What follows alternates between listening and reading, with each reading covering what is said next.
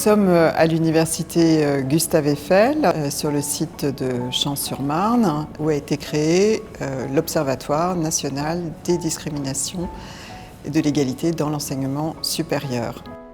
Une discrimination, c'est une inégalité de traitement qui concerne un des 25 critères définis par la loi en France. Cette inégalité constitue un refus d'accès à un droit. Je suis chercheur en économie, mais je m'intéresse à la question des discriminations, comme d'ailleurs beaucoup de collègues économistes, parce que discrimination, c'est pour nous une anomalie de marché. C'est assez étrange, dans le fond, de choisir, de ne pas prendre telle ou telle personne, par exemple dans un processus de recrutement, en raison de son sexe, en raison de son origine, en raison d'une autre caractéristique. C'est a priori une anomalie. ONDE est donc l'Observatoire national des discriminations et de l'égalité dans le supérieur. L'objectif, c'est de fédérer des chercheurs pour mieux appuyer les actions des établissements. Donc c'est la recherche au service de l'action et l'action appuyée par la recherche. C'est un observatoire qui est jeune, qui est, on peut dire même émergent. On a une année d'existence. Dans le domaine des discriminations, il y a d'abord un problème d'objectivation. On a a priori beaucoup de difficultés pour mettre en évidence le fait qu'une personne a été préférée à une autre dans un processus sélectif tel que par exemple un processus d'accès à l'emploi. On a encore donc un déni très fort de l'existence même des discriminations, notamment des discriminations en fonction de l'origine,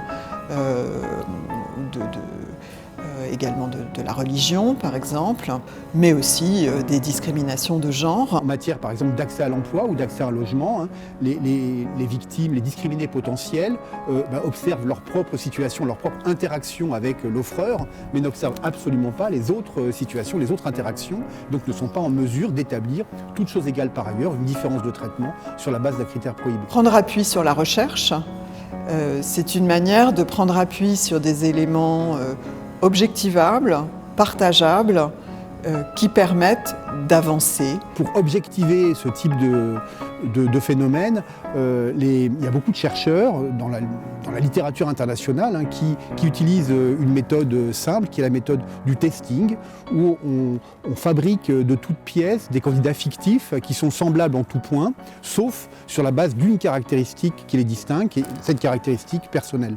On envoie ces candidats fictifs en réponse à des vraies offres d'emploi, par exemple si on teste sur le marché du travail, et on répète l'opération un grand nombre de fois, de façon à établir l'existence d'une différence de traitement entre les candidats. Quand on réalise des recherches, à la fois ça fait avancer la recherche, mais en même temps les recherches peuvent être utiles à des fins de sensibilisation, et donc peuvent mieux armer les acteurs dans la lutte contre les discriminations. Si on veut aller vers plus d'égalité, il faut accepter de reconnaître les différentes inégalités, la manière dont elles constituent des freins dans l'accès à l'enseignement supérieur notamment.